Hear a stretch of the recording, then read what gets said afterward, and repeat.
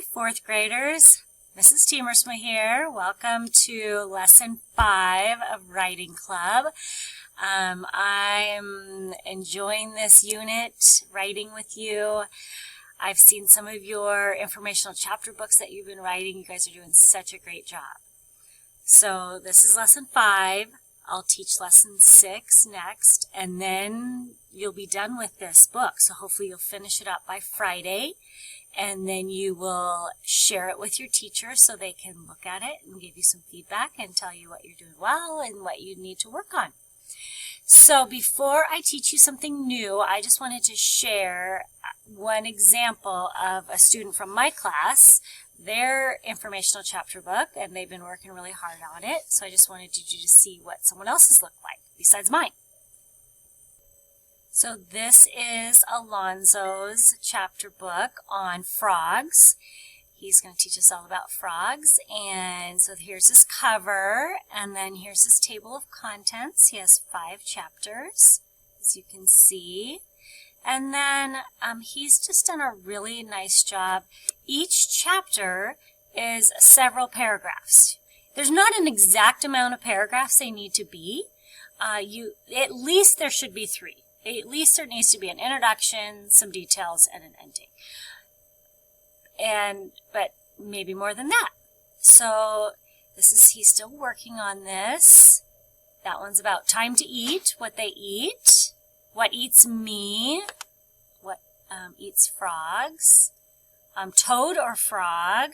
And look right here, he has some bold words, which we're going to work on today in our lesson, and where I live.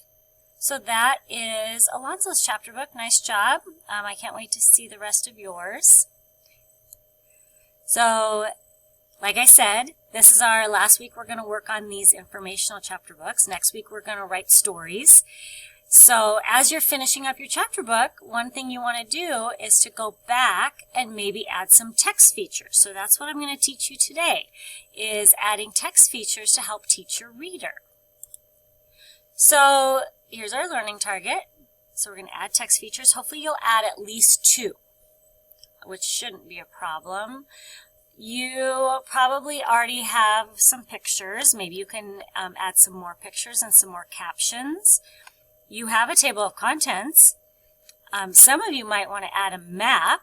I might want to add a map to mine. You might want to add a glossary of bold words. We're going to work on that today. And I'm also going to add a table or a chart. A timeline would be good for mine too, about American Revolution. And I'm also going to add bullets. So here's a lot of your choices. This is in your learning packet, so you can help give you ideas.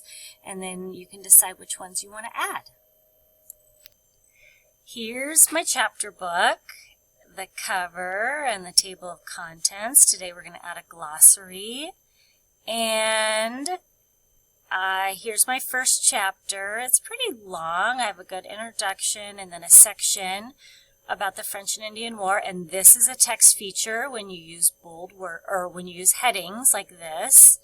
And I have another heading here about unfair taxes and acts. Well, here's my first text feature that I added.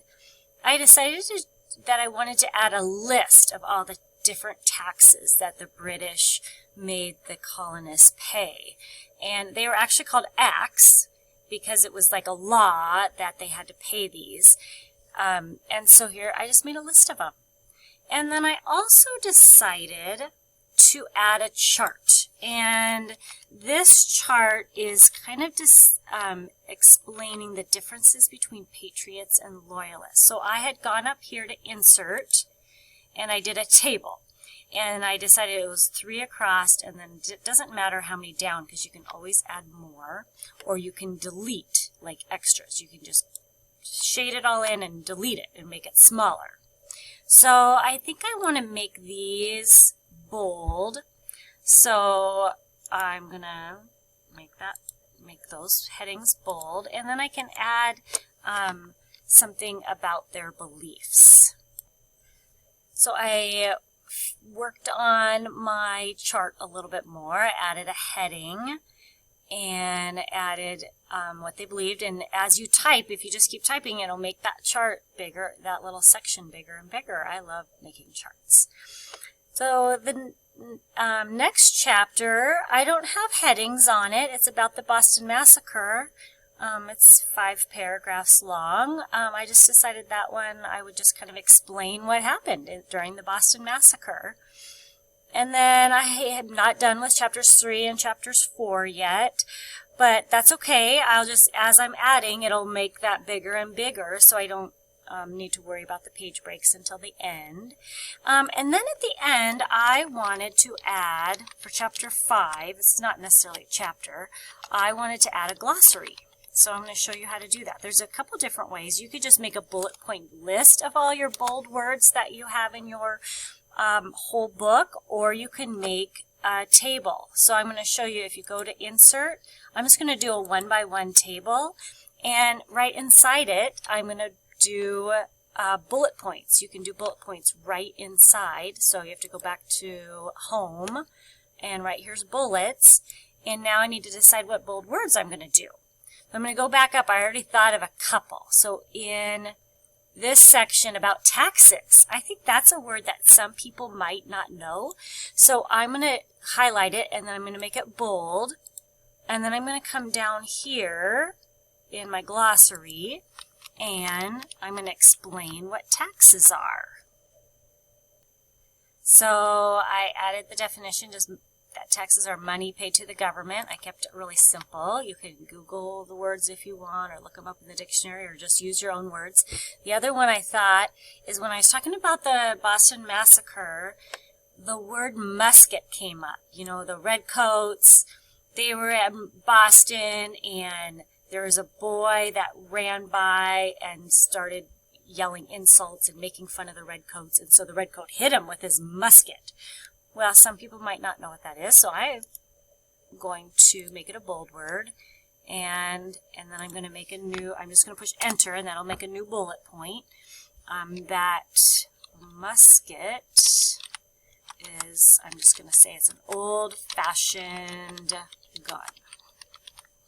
I don't know if that's the right definition, but I'll look it up later. So, 4th graders, so your job now is to, of course, keep writing on your informational chapter book, work on all those chapters, but decide what text features you want to add. There's lots of fun choices, and hopefully you can play around with Word Online to get it to work. Make a chart, use some bullets, bold words, highlight, pictures. You could also use these charts for like captions underneath pictures. So we can't wait to see what you're working on. It's looking good so far. Take care, everybody. Bye-bye.